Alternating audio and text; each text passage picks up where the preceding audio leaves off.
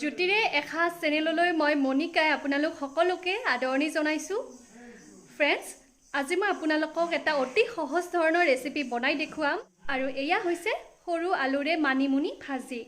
তেন্তে আহকচোন চাওঁ ইয়াৰ বাবেনো আমাক কি বস্তুৰ প্ৰয়োজন হ'ব আৰু মইনো আজি এই ৰেচিপিটো কেনেকুৱাকৈ বনাইছোঁ।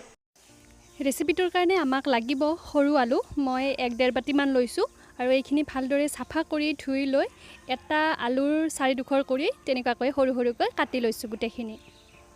ইয়াৰ পিছতে ডাঙৰ মুঠিৰে এমুঠি মানিমুনি শাক লৈছোঁ। এইখিনিও ভালদৰে চাফা কৰি ধুই লৈ গোটেইখিনি মিহিকৈ কাটি ল'ব লাগিব। আৰু লগতে লাগিব এটা পিঁয়াজ আৰু অকণমান কেঁচা জলকীয়া।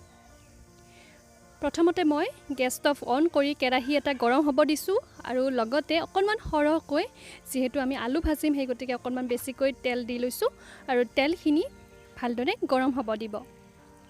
এতিয়া পিঁয়াজ আৰু কেঁচা জলকীয়াখিনি দি দিছোঁ।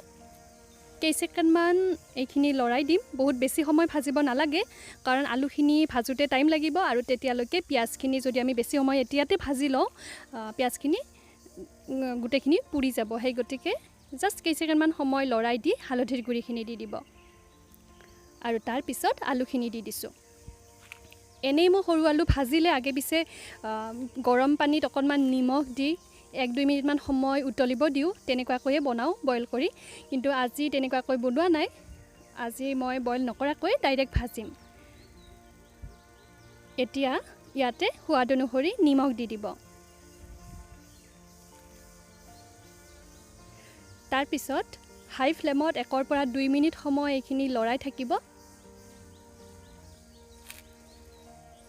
আৰু একেবাৰে কম জুইত ৰাখি 10-12 মিনিটমান সময়ৰ কাৰণে ঢাকনি দি ৰাখি দিব। মাজে মাজে এবাৰ দুবাৰ আপুনি চেক কৰি থাকিব। আৰু যেতিয়াই আলুখিনি 80% মান সিজি উঠিব তাৰপিছতহে আমি ইয়াতে মানিমুনি শাকখিনি দি দিম। আলুখিনি প্ৰায় 80% মান সিজি উঠিছে আৰু এতিয়া কাটি থোৱা মানিমুনি শাকখিনি ইয়াতে দি দিছোঁ। আৰু মানিমুনিখিনি দিয়াৰ পিছতো অকণমান সময় এইখিনি লৰাই দি পুনৰ 10-12 মিনিটমান সময়ৰ কাৰণে একেবাৰে কম জুইত ঢাকনি দি সিজি উঠিবৰ কাৰণে ৰাখি দিম। মাজে মাজে কিন্তু আপোনালোকে চেক কৰি থাকিব। এনেকুৱাকৈ ঢাকনি ব্যৱহাৰ কৰি মই এইখিনি ভাজি লৈছোঁ আৰু মাজে মাজে চেক কৰি আছিলোঁ।